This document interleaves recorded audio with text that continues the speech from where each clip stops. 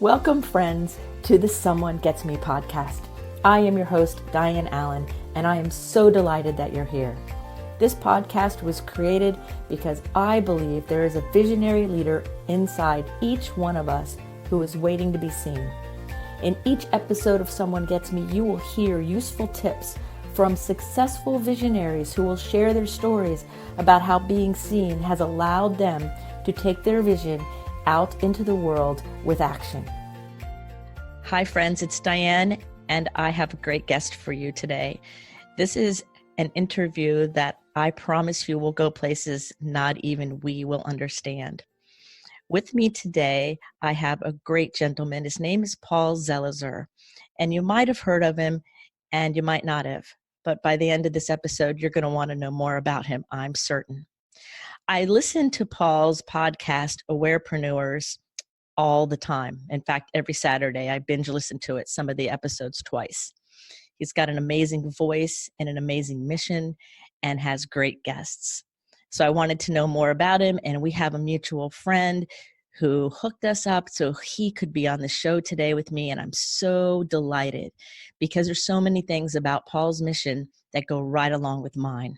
So without any further ado, I would like to bring onto the show my new friend, Paul Zelizer. Thank you so much for having me, Dianne. It's an honor to be here.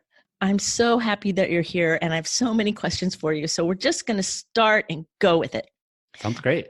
My first question, or my first thing I'd like you to share, I guess, is a little bit about your work. You work with conscious people and entrepreneurs and people who are trying to make a big impact on the world. And I would like you just to give us an overview of your current work. And then, of course, I'm going to dive into how you got here. But tell us a little bit about who you are now.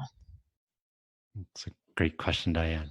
So the easy way, the fast way to explain this or to help people understand is if anybody knows what a Venn diagram is, right? So think of three circles. One of the circles in the center will say conscious business.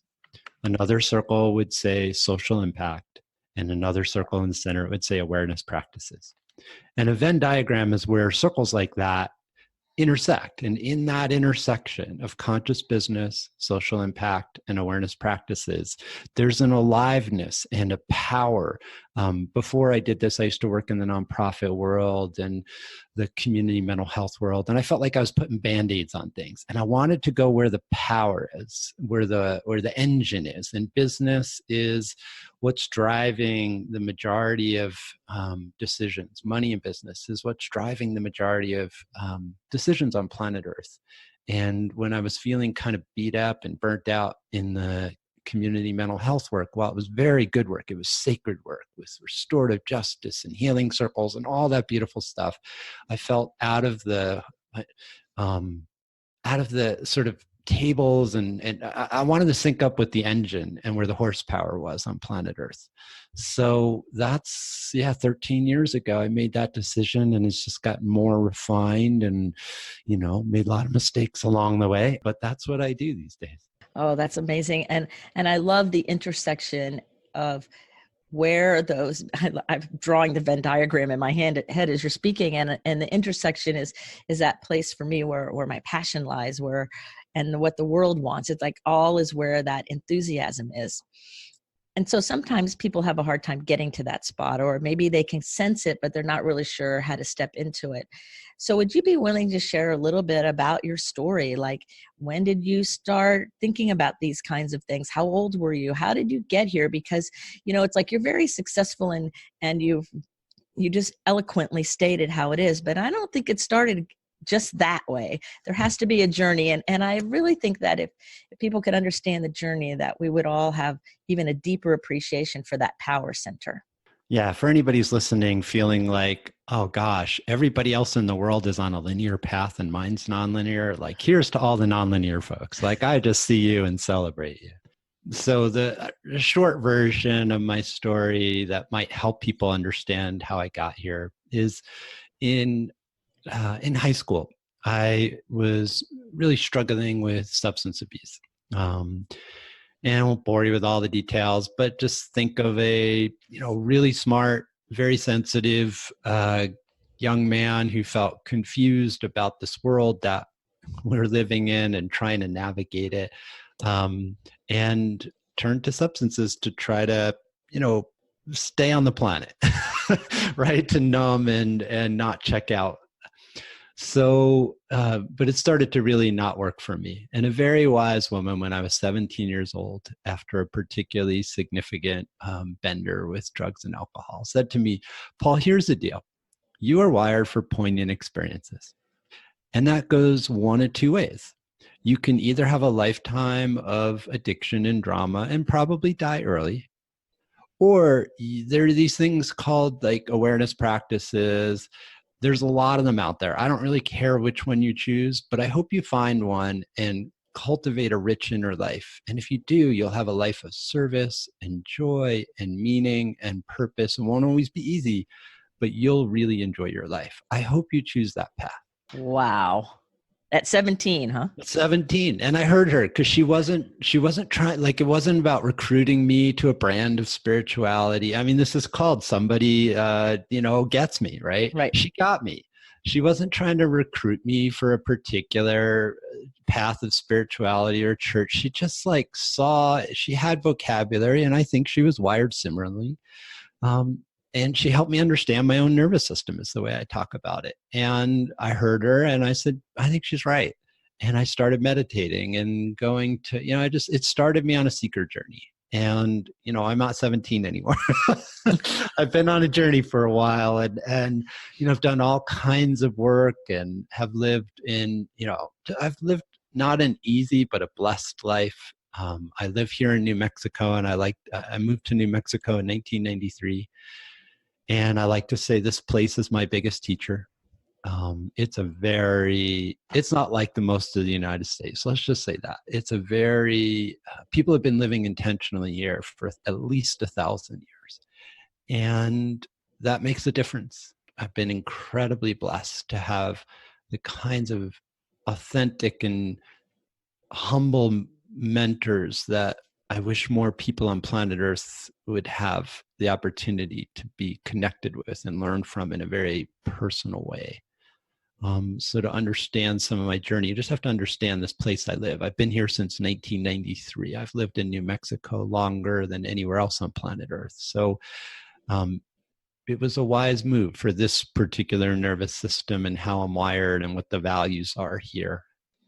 That's went into community mental health, had 15-year career. I was sort of the innovative guy. Like, I was a white guy with a degree in New Mexico who was willing to try things like family group decision-making and restorative justice. And I did batterers intervention and engaging young men as fathers, and incredible work, and got to go into communities where people who look like me oftentimes don't go, or at least aren't always welcome. And because I had a degree in the communities needed help interfacing with things like the court system and the education system and child protective services, I got to be in the midst of some incredibly poignant and very powerful dialogues about trauma and healing and racism and sexism and intersectionality that, again, most people that look like me don't get to go to. Certainly most white men that look like me. And it was a fabulous learning.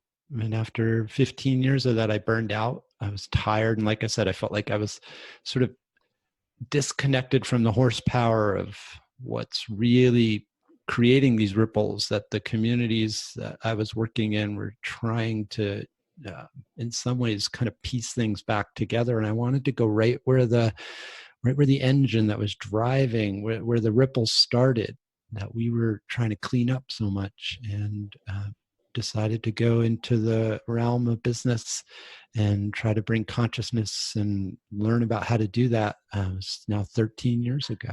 So that's the short version, or not so short version. That's so interesting, bringing the consciousness into business. And I remember years ago, and I'm trying to remember, it was probably around a decade ago, reading this book called Good Business. And it was these two authors who I cannot remember their names for anything. I just see the title of the book, and it was largely bringing metaphysical, spiritual practices into work into the business world. And I thought, oh, this is so relieving that there are people starting to actually talk about the higher spiritual way within a corporate kind of setting. And so now I'm listening to you and reflecting on some of your interviews and just what some of the work I know that you've already done, and go, wow, what an amazing trajectory. A sensitive, gifted man who's white, trying to navigate all of these things. And I'm really grateful that you picked the Poignant Experience, happy spiritual road, and you didn't pick the drug and alcohol early death road, because you're really doing some great things. Well, thank you. Yeah. The other thing I'd say, Diane, if somebody wants to understand who I am and how I got here, it'd be hard to understand without knowing the fact that I was raised Jewish, and in particular, a progressive activist Judaism thread. Very spiritual, but also very aware of social context issues. And just to give like a little snapshot, when my grandmother was 80 years old, she lived in New York. I was born in New York City. I was born in Queens, but she lived in Brooklyn. And when she was 80 years old, she was organizing busloads of women to go from New York to Washington, D.C. for a march for women's rights. And she filled those buses, right? That's what we do.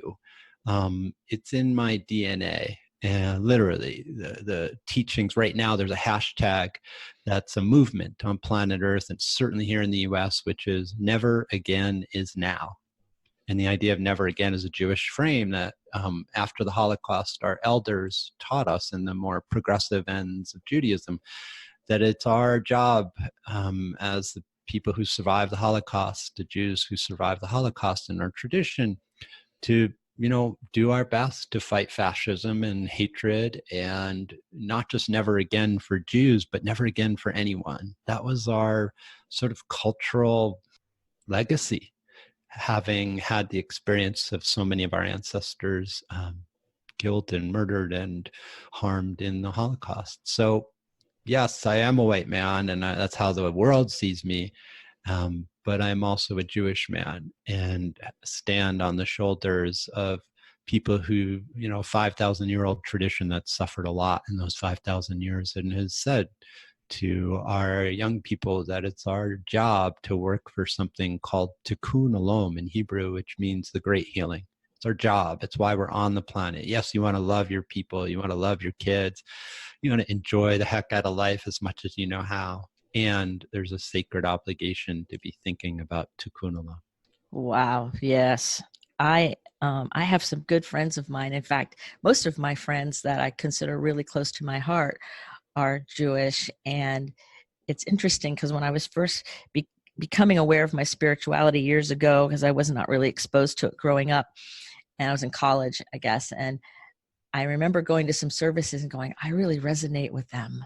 Like that was my first real connection with the sacred power of the ancestors and the lineage and the traditions and all of that. And it's, I hear it even in your voice, and I'm reflecting on all my friends too. And my feeling, there's something to it that's much greater than words could ever say. It's like a calling that's beyond words. It's just magical to me. It's amazing. I love that you brought that up, Diane. And without going kind of like the way the woman who was such a wise woman in my journey, without getting into branding, I don't really care what your listeners might, what the brand is. If somebody wants some suggestions, I'm happy to share them and what I did. But when I was feeling under-resourced and burned out and trying to make sense of a very complicated time, not only did I leave my chosen and known career as a mental health person in community mental health, I also went through a divorce and a whole bunch of other things at the same time, about 13 years ago. And I was feeling really shaky and uncertain about what the next steps were. And some of the work I did was around intergenerational healing. And without, again, going into the details of what that looks like for anybody, there are an incredible amount of wisdom in many wisdom traditions about making peace with our ancestors, understanding the lineage we come from, and letting our ancestors have our back, like literally. in the tradition that I learned some of this from. Our ancestors are there to help when we have a purpose and a mission on this planet. When you experience Paul Zelizer on this podcast, or as I'm out in the world doing what I do, I know in every cell in my body that there is a whole lot of humans that came before me that have my back, that want me to succeed in this purpose. This 5,000-year legacy, that's a lot of humans. And they were smart and intelligent and dedicated and caring and passionate people. So I'm just like Rumi, the poet, talks about, we're like a wave on the ocean of consciousness, like this being called Paul Zelizer, who's in this body with this consciousness, has a 5,000-year-old tradition that I'm at peace with. That wasn't always the case, but in this moment, I'm at peace with, and I bring with me, and I try to remember every step of the way is informing, and when I'm on purpose, in alignment, is supporting what I'm doing in any given moment. Oh, that's perfect. I love it. It's everything you said is so true. It's like I'm speechless. Like, of course, right? So what I'd like to know a little bit about is the awareness practices. If somebody was listening to us and, okay, we've been doing our awareness practices for years and years and have had lots of learning experiences between the two of us that are probably similar and divergent. What would you say to somebody who is like, oh, wow, I want to have that kind of intensity, or what you're saying is speaking to them, but they don't know where to start? Like, where would they start? Like that lady invited you, that wise woman, and just kind of left the door open. But if you were going to do an invitation to the listener who's flirting with your great words, how would you invite them to maybe start some awareness practices if they don't know what to do? It's a great question, Diane. I think of two things. One is start some small, doable, what's his name? Dan Harris and 10% Happier. Like he talks a lot. He's a big meditation fan. So things really started to shift for me when I got regular. And things got regular for me in my practices, and I'm a bunch of them. I won't bore you with all the details, but when I made them doable. So like this morning, I meditated for 7 minutes. I'm a busy guy, and I have a whole range of practices, but I used to try to meditate for an hour, or at one point, an hour and a half a day.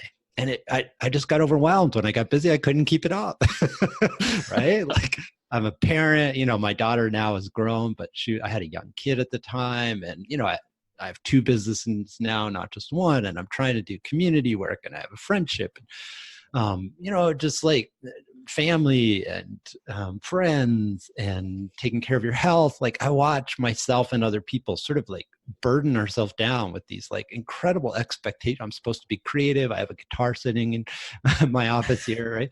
Like how the hell is a human supposed to do all? You can't, right? If I'm supposed to play the guitar an hour a day and meditate an hour and a half a day, and you got to exercise at least an hour a day, and you're supposed to eat right and don't go out to restaurants, so you got to cook it all. Like, and then I'm supposed to work when, and so to like scale your practices with a lot of compassion, do them, have a regular practice. And again, I don't care what it is. If it's yoga, if it's meditation, you want to do contemplative Christian practices, or Jewish davening, you want to greet the sun like they do here. And some of the communities, the indigenous communities have a practice, go out and greet the sun every morning, right? It can be a few minutes, but finding some practice that you're going to do regularly. And like, it's a long haul, like sign up for the rest of your life. If you need to change your practice or adapt it, or, meditate 3 times a week on a cushion and do yoga, I don't care, but have a regular practice that's scaled to the realities of what life looks like, and do it with kindness, and do it like almost every day, even if it's for a minute. And then the second one is, there's a story from Buddhism that's touched my heart many years ago. And there was one of the disciples asked Buddha, what were the most important things if somebody wanted to practice Buddhism well, be a skillful human being? It's kind of the same question you asked, Diane. Mm-hmm. And the Buddha said he called it the 3 crown jewels of Buddhism. There's 3 things in a spiritual practice that are incredibly sacred. One is the Buddha, that is the teacher. Not literally, in my mind, are we talking about some being, one human being, but having a teacher is an incredible gift. Number two is a set of teachings. It's called the Dharma in Buddhism, right? The set of experiences and practices and written tradition from the lineage, et cetera, et cetera. And the third is the Sangha. The Sangha is the community of practice. And the Buddha said to the person that asked the question, they're the crown jewels, right? They're all sacred. But if you only get to have one, right, the most sacred is the Sangha, is the community of practice. So what I would say to somebody who's listening is, start your individual practice, sit on the cushion at home or do your yoga or do your greet the sun or do your morning sacred mindfulness walk, whatever you're going to do, have a practice. And then number two is the kind of change that we're longing for.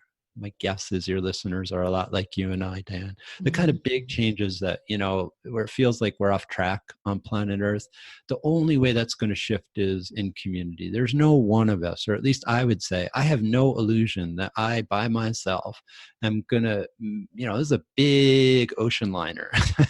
It's going to take a whole community to turn the trajectory we're on. And part of the reason I feel alive and excited to be alive, even though these are incredibly painful, poignant, and at times really scary times, is that I feel deeply embedded in communities that I feel engaged with and aligned with and passionate about. And I just love, and I mean that word love in every sense of the word, every cell in my body, the humans that I get up and go to work with and I worship with and I eat with and I trail run with and I am in conflict with at times. I have fabulous humans in my life and we're values aligned, working to a pretty similar vision of what a better earth would be. I don't feel alone and isolated in that. So some sense of Sangha, some sense of a community of practice is, I don't know how to survive these times without it.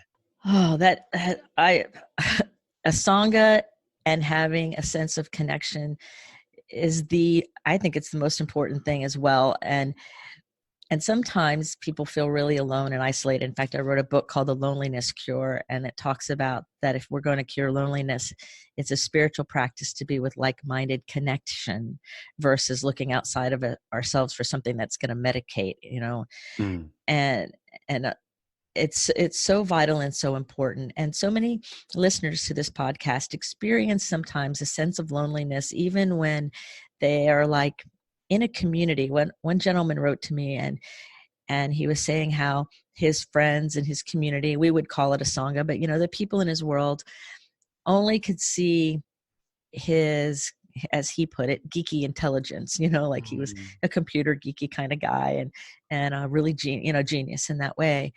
And they missed and were missing, which is why he sent me the email, that he's sensitive and he sees things and he has a service-oriented mission, that his heart is something very different than just the superficial geeky guy that everyone else saw. And he was having a hard time feeling heard and understood by the other men around him.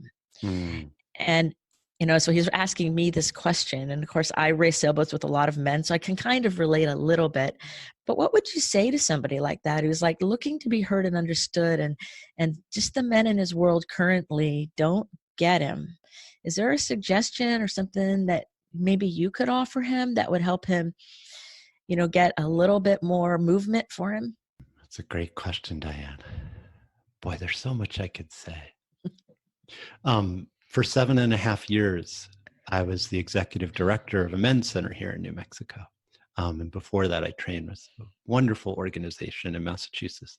My mentor has now gone on, it's now called the Men's Resources International, Stephen Botkin. So I've literally sat with men for a lot of years, decades. My first men's circle was in 1988. And I pretty much never stopped. So anyway, if there's men on this who are listening to this, I feel you, brother. I hear you. There are, depending where you live, here in New Mexico, we're blessed to have, it'll actually celebrate a 35-year anniversary. We're one of the most rural states in the country. Sometimes there are networks that existing men have worked hard. There's a fabulous man here in New Mexico named Victor LaCurva. Victor has a podcast. And I don't know if you can do show notes, Diane. Maybe we can put the Yes. link in the show notes. Yeah, and started an organization that's now called New Mexico Men's Wellness. It'll be 30. We're celebrating a 35-year anniversary in the fall. There's a dinner. So in some places there are kind of existing places for men who are wanting to be in more honest and open dialogue with other men. And other places right now, one of the men's communities that's most a lot. I'm in a men's group. We've been going about 5.5 years.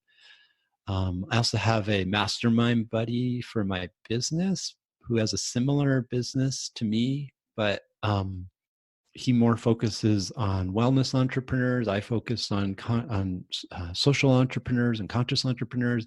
But we've been meeting for close to 6 years now, Jason Stein. But it's way more than business. We just spent 3.5 days at a beach house in San Diego. And in the 3.5 days, we talked business maybe 2 hours, and we swam and we played with his kids and we went for walks and we ate amazing food and we drank beer and we told stories and we laughed and we took naps, right? So the communities that I am feeling the most connected with men aren't the formal ones, although I'm glad they're there. The ones that, like Jason, or my little men's group of 6, or I have a trail running group with some guys that I've just come to love deeply, deeply. A lot of that has been either me organizing it, like the little men's group of 6 that we've been meeting for 5.5 years was me and a buddy saying, I think it's time for a men's group. What do you think? And we put it together and we made the rules because it's our men's group. Right? Perfect, right? Or, with Jason and I, one of us or both of us decided to take some risks and be vulnerable. Or in my little trail running group, I just moved to Albuquerque after being in Santa Fe for 13 years. It was time to be where there was more entrepreneurs and just the resources of a bigger city. So I moved here just this past winter when my daughter went to college. I decided it was time for a new phase in my life and to be in a city for the first time in a really long time. In this little trail running group, it's only been 6 months that I've been here, but and our stated purpose is to trail run. But I took some risks and these guys leaned in and they met me. And I also took some risks in some other circles with men, a hiking group, and it didn't go well in the hiking group. I don't go to the hiking group anymore, but the trail running buddy is like an awesome kind of leaning in that has happened. And our stated purpose, like I said, is trail running. But the guys there were ready. I adore these guys, and we're planning hiking trips and backpacking, and we've gone and had beers and just shared like the real of our lives.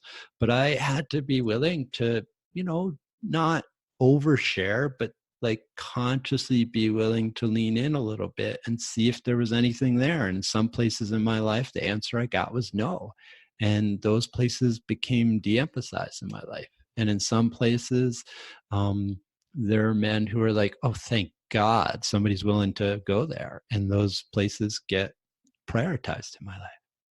Right. So those men that did the thank God part were on some level yearning and searching, and all you had to do is take the risk to open the door, and you immediately got the feedback that wow, and so did they, that there was something there. And just like the other group, that door wasn't open, and when you leaned into it, it didn't feel right. So I think that's a really valuable lesson for everybody, men and women. It's like if you're looking for a group or you want to be connected, be willing to be the first person to step into it and be okay with whatever the outcome is. Not everybody's going to resonate with us, but if somebody doesn't take a first step, nobody takes a step, There's a saying in the entrepreneur world, Diane, and it says, be willing to ask for forgiveness instead of permission. Yes. Be willing to ask for forgiveness instead of permission. So like the way I'm 51 years old, like I'm not getting any younger. Like, life is short and it's precious. I've got good people in my life and I'm busy, right? I've got time for, I will make time for any human being who's willing to be real and honest about what's going on in their life and what's happening on planet Earth. And tell me your vision. How do we get out of this mess and pass on a world to our children and the next generations that's livable and will help them thrive and experience some of the blessings that our ancestors and that I've been able to experience. If you want to have that conversation, great. If you don't, you want to play like who's got the nicest toys, or I make more money than you, or I'm whatever smarter than you, or I'm busy. Life's too short. So yeah, being an entrepreneur has changed me in some pretty profound ways. And one of them is I don't ask for permission anymore. I try not to be obnoxious, but I'm willing to take risks in every area of my life, including that. I don't wait. I'm not sitting around waiting for where are the guys, where's some exactly perfectly created circle of men that fits what I'm looking for. I lean into existing places in my life or go find them. I just moved to Albuquerque and I was looking for people doing active things. Oh, here's a trail running group. Oh, look at that. It's almost all guys. Oh, okay, cool. What happens when somebody says, hey man, what's up on our regular Friday night run after work? And I actually say, yeah, here's what's up. Some hard stuff happened today. Or, oh my gosh, something awesome happened today. And I was real. And how does that go? And I didn't ask his permission. I just did it. He asked me how I'm doing. I'm going to take him at face value and I'm going to ask him how he's doing. And if he really can't meet me there, I'm in the wrong circle and I'm going to go find somewhere else, or I'll create it. Oh, that's amazing. I am laughing so hard because I go through the same thing. Somebody asked me how I was doing and I told them how I was really doing because that's what they asked. And a friend of mine was with me and they go, oh no, they were just being nice. They didn't want to hear the answer. That American, like, this is how you're supposed to greet you. How you doing? And I don't even stay still long enough because I passed you on the street. It's like, all right, well, yeah. But if somebody stops and they're actually asking me the question, you're going to get a real answer. And, if you can't deal with that, then just know that about me. And you should probably go ask that question to somebody who's going to answer in the way you expect. Oh, exactly. It's so hilarious. I went through this phase where when people would just say that and I knew that they didn't want to know how I was really doing and they never would break their stride. They kept walking like there was not even a pause, right? Totally. Yeah. So I would go, do you really want to know? And they'd go, and kept on walking. I'm like, see? Kept on walking. Yeah. I'm like, okay, there we go. Then we have evidence. Oh my gosh, you just brought that whole flashback back. But what happens, to the guys that are listening, what happens when you're a guy who changes the way you ask that question? There's permission in the culture. Hey man, how you doing? Do you stop? Do you make eye contact? What's the tone and communication in your voice and non-verbally? You can cue somebody non-verbally, like, you have my full attention. Mm-hmm. For anybody who really wants to build this muscle, one of the interviews that I got to meet with this person, her name is Tracy Rubel, and she is the founder of this fabulous social change through empathetic listening project called Sidewalk Talk. And the dialogue with Tracy, I might get to have some really cool dialogue, Diane. Really cool. I mean, I'm blessed to talk to some really smart people. But Tracy is both a psychotherapist who's really informed by neuroscience and also a social activist who's deeply concerned about what's happening here on planet Earth and the polarization that we're seeing here, especially in the United States.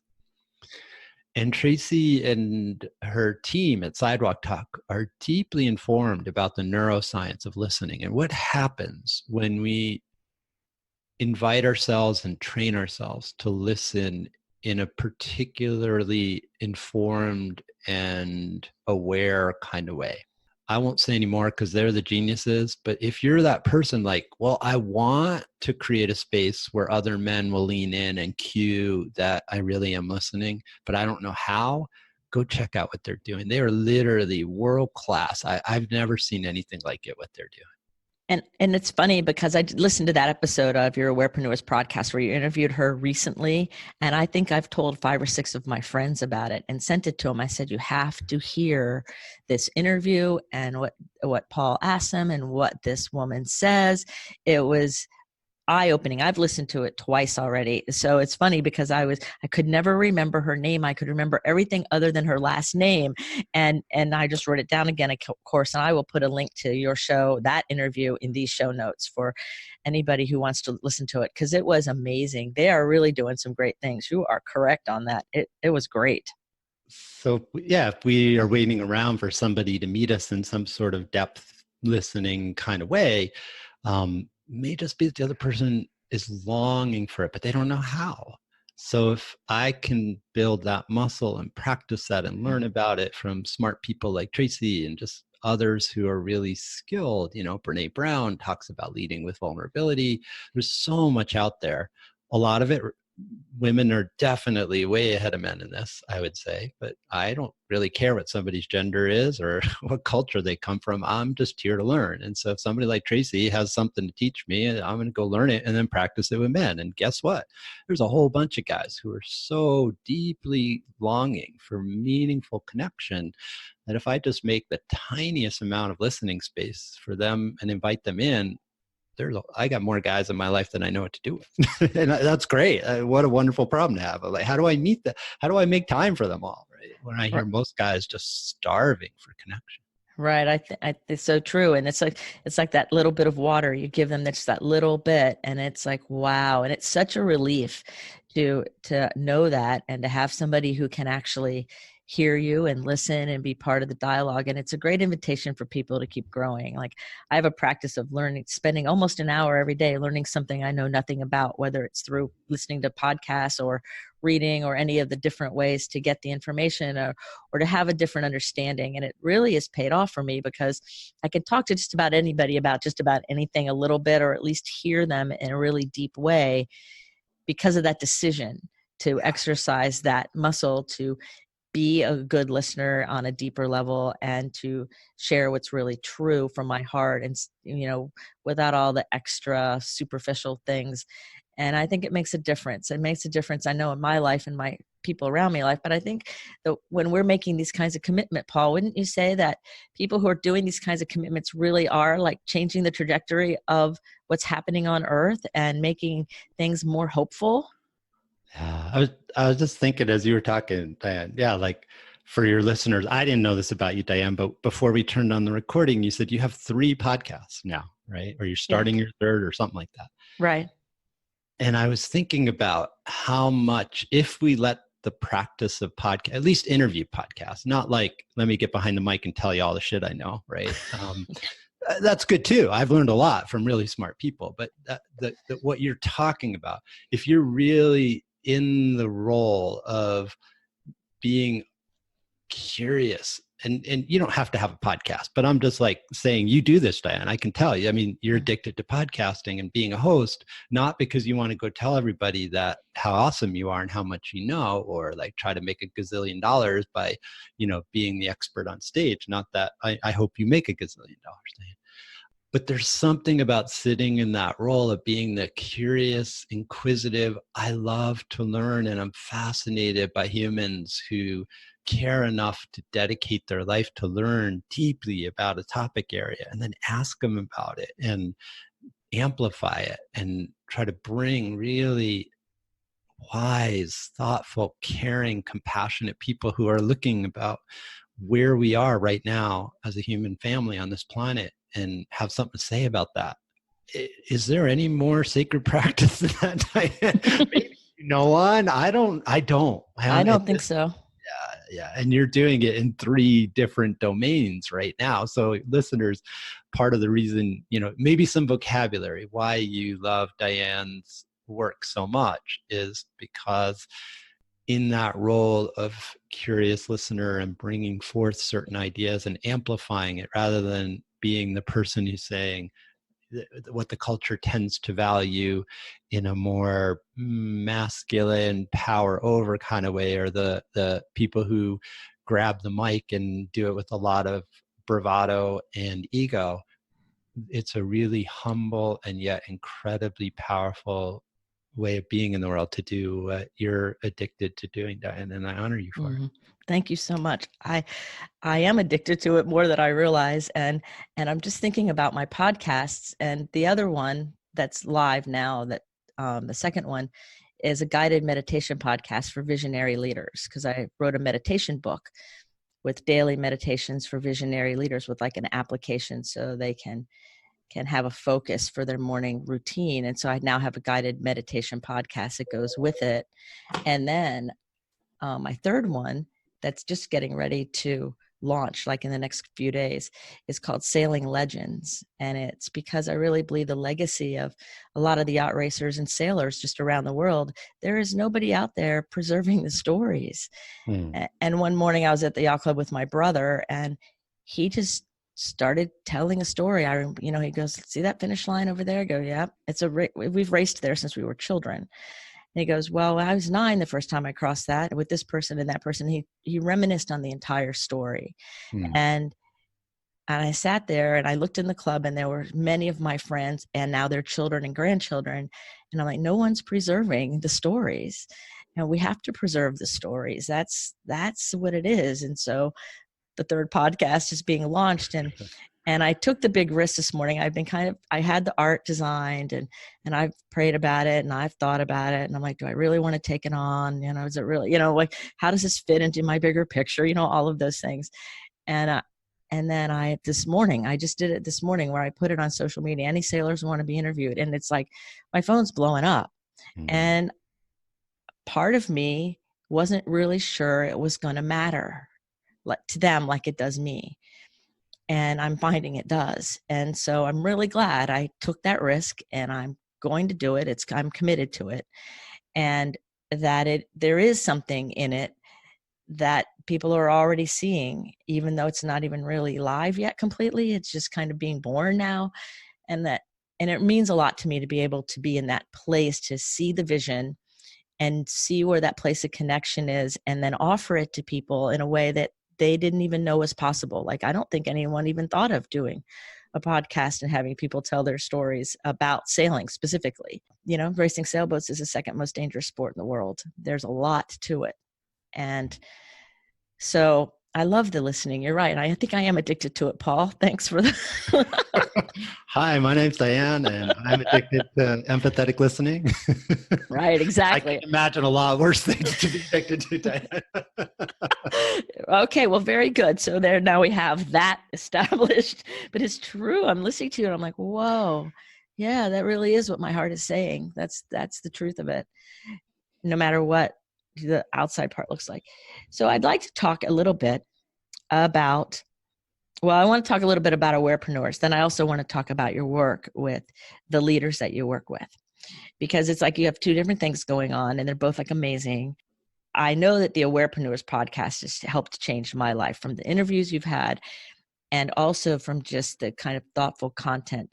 The intersection that you speak of and the way you find people that are in that power spot of that Venn diagram we started the show with is absolutely stellar. So tell us a little bit about how it feels for you to be the host of this kind of just transformative, amazing podcast. Like, how does it feel to be Paul Zelizer on the Awarepreneurs podcast? Thank you for your kind words, Dianne. These are really poignant times. And if you're paying attention in almost any domain of whether it's what's happening environmentally on the planet, whether it's happening in the realm of inequalities and hate crimes going up daily, this is not, I'm a science-based guy. So if you're somebody who can't handle this, go somewhere else. I'm not going to fight with you about it. Just, really smart people are saying our planet is in big trouble. Really smart people are tracking that hate crimes are going up in the US and now across the world.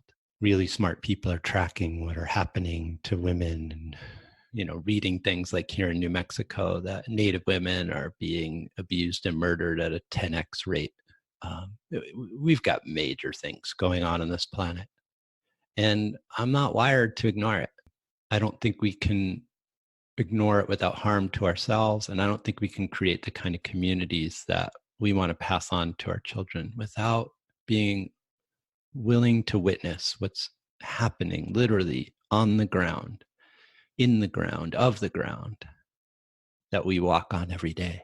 That's what some of the elders here in New Mexico have taught me. We must pay attention if we want other generations to have ground to walk on that's not completely burnt to a crisp. We must walk on this ground as if it's sacred. And we're not doing a very good job of that as a human family right now.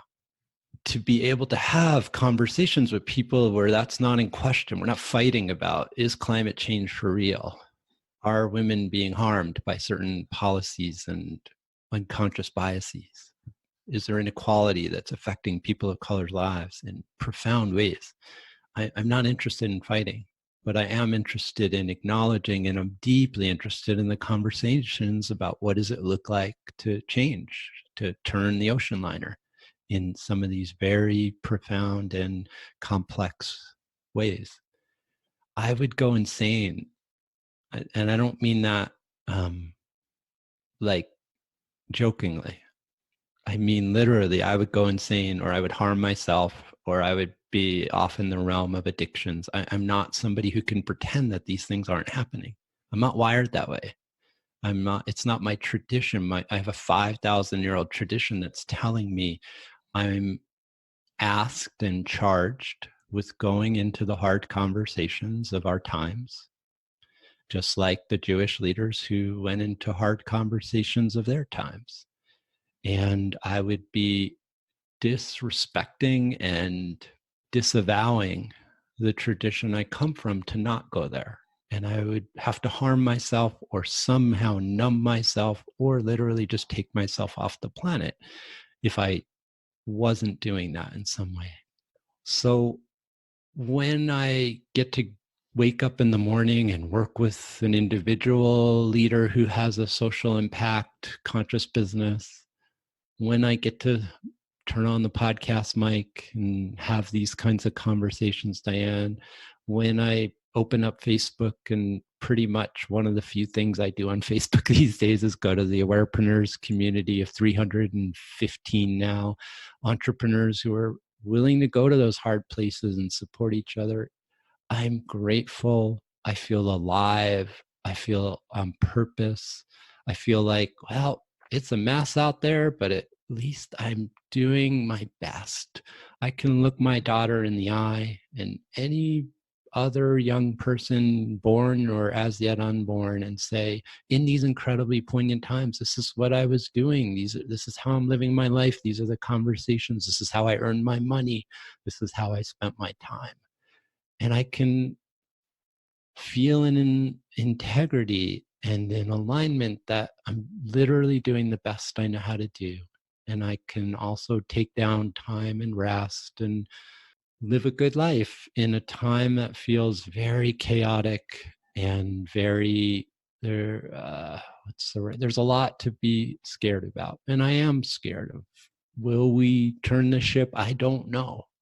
But what I do know is there are a whole lot of people who are doing their best, and I get to spend my time learning from them and amplifying what they're working so hard in. And they know more than I do about what's going on for women of color and how to change that, or what's going on environmentally in a particular part of what's happening in the environmental movement. And I learn, I amplify, I connect, and then I can sleep well and eat well and live a good life in a very chaotic and concerning time.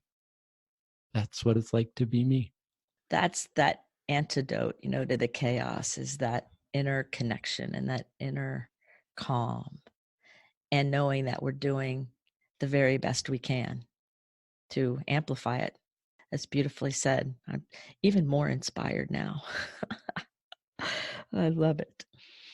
So you work with entrepreneurs, right, who want to have impact in the world as a business coach. So it's not just the podcast. You are out there actually helping people kind of live their dream and up level their impact and influence.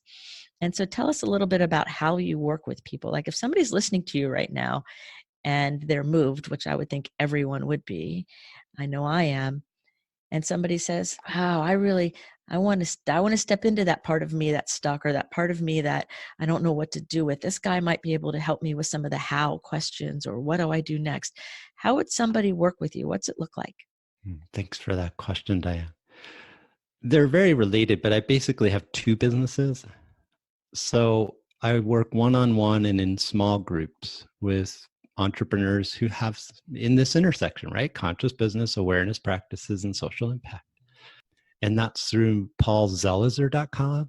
And so one-on-one coaching and consulting, whether it's a one-time strategy session for somebody who has a business and it's up and running. And I did one recently, somebody just making some changes to their business model. So it could be like, let's just drop in for an hour and a half or a whole day or a full retreat. I do like 3-day, 5-day retreats here in New Mexico. But sometimes it's just like, I just need to talk to somebody. I don't want to like do a year's worth of coaching. I just trying to decide what to do about the most recent one was somebody who had a 6-city tour of events, of workshops, and just how to market it and who to connect with and how to amplify it, and some decisions she was making about pricing, right? So it could be as simple as a one-time strategy session. I also do the more traditional 6-month business coaching for people in that space. And I also have I have 3 of them right now, small groups of conscious entrepreneurs with this desire to make a significant impact, that we meet every week for an hour and a half, and we go deep. And a lot of that is people in earlier development of, okay, I got an idea, but I need help building this thing out. Maybe I don't know what to say on a website, or who to build it, or what do I call this, or how much do I charge for this, and how do I structure this, how do I get the word out about this into the world. So that's paulzelizer.com, one-on-one in small groups. And then Awarepreneurs is more a membership community model. Like I said, we have 315 people in the community right now, and it's growing. Awarepreneurs, the podcast, is really gaining traction. You were talking about your podcast kind of hit some sort of new level, or came to another, things really shifted for you in terms of your visibility at about episode 100, I think you said, Diane. I think we're about episode 85 or something like that. And it's really getting traction. And so the word's spreading and the community's growing. And that's a very simple, affordable membership model. It starts at $5 a month for people who are new in business, or social impact entrepreneurs who aren't making much money, or you're from a country or a region where it's not like a developed country economy, and like $5 a month would be a lot for somebody like that, or is fair for somebody like that. And then there's other levels, and that's the membership part of Awarepreneurs. And we do community calls, and we have a Facebook group where people can get input from other people who are doing this kind of work. So and that's all at awarepreneurs.com. You can find out about the community.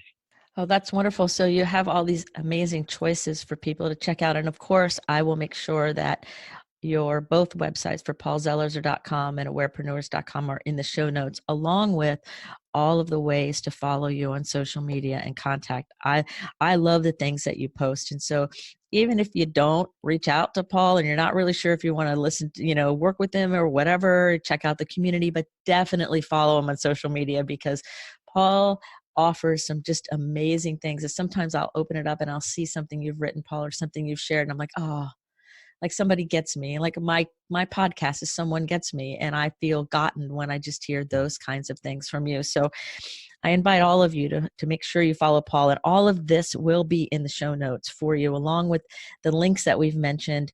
And I'm also going to add a link to Jason Stein, who you mentioned earlier. He was interviewed on this show quite some time ago, and I have great respect for his work as well. So I think that when we all kind of put together all of the synergies of all of the people out here that are invited into this space, it becomes an amazing amplification, and it's an amazing opportunity to really create some effective change that's exponential in nature. So I really thank you, Paul, for being on the show.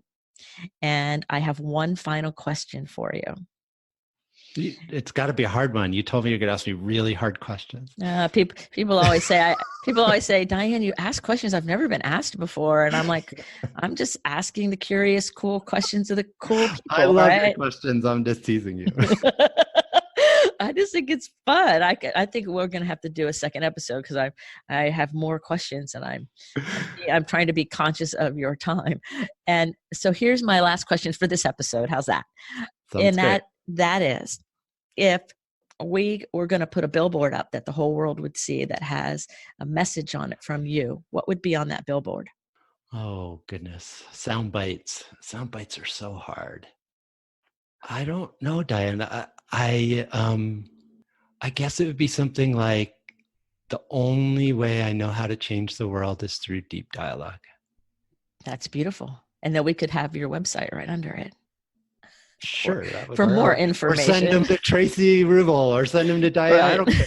It would be like, kind of like that wise woman said to me, I don't really care where you go to learn about deep dialogue, but go somewhere. Exactly. So that could be the billboard. It doesn't matter where you go for deep dialogue, but go do it. Well, first you got to say, like, if you want to change the world and you're deeply concerned about the trajectory, you got to learn about deep dialogue. And then where you go to learn about it, you go to this website and there'll be 27,000 places you could go to learn about it. That's what I would say. That's perfect. So we could have like a series of billboards, Exactly. Like I noticed when I'm driving through South Carolina and there's that one place, the sombrero guy, I'm losing the name of it right now, but south of the border, where they have 10 more miles. So south of the border. I remember that when I was a kid. Oh my God. I haven't thought of that forever. Well, it just popped in my mind. So your billboard would be a series of billboards. And so that way the message could cover. See, so we got it. There we go. Got it. And it would be way more deep than south of the border. But anyway, so I want to thank you very much for being on the show and for taking time out of your busy and complete wonderful day to share amazing wisdom and be willing to be the recipient of all kinds of interesting questions from me. And is there anything else that you would like to say that maybe I didn't cover, didn't ask about, or that's on your heart so that when we're done, you feel complete? My guess is that some of the people, or some significant percentage of the people who are listening, who are feeling like you're struggling to be understood, I think that is because you're noticing that we're off purpose as a human family. And to really honor the fact that you either intuitively or consciously or both, some part of you is saying, we're off track. We're like profoundly off track. And I want to say you're not crazy. And there's a lot of other people who are thinking like you. And listen to that voice. It'll take you to the place where your life, even in these crazy, chaotic, concerning times, it'll help you find right relationship. It is possible to be in right relationship and live a purposeful, meaningful, beautiful, service-driven life, even if you don't know too many people doing that. Oh, beautiful. Thank you so much. Thank you for having me, Diane. I really appreciate it. Oh, this has been great. Everybody, you've been listening to Paul Zelizer from paulzelizer.com, an amazing conscious business coach and great human being. So remember to follow him on Facebook and all the other social media places and let him know you heard him here, because he's got a mighty message and it's great to know where it is. And in the meantime, remember to keep your face to the sun so the shadows fall behind you.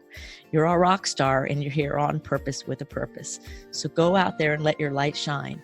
And until the next episode of Someone Gets Me, be well. Thank you for listening. I trust you gained some valuable inspiration and information. Please join me and other visionaries in the Someone Gets Me Facebook group. Or for more information on my services and additional episodes, visit someonegetsme.com. Again, thanks for listening.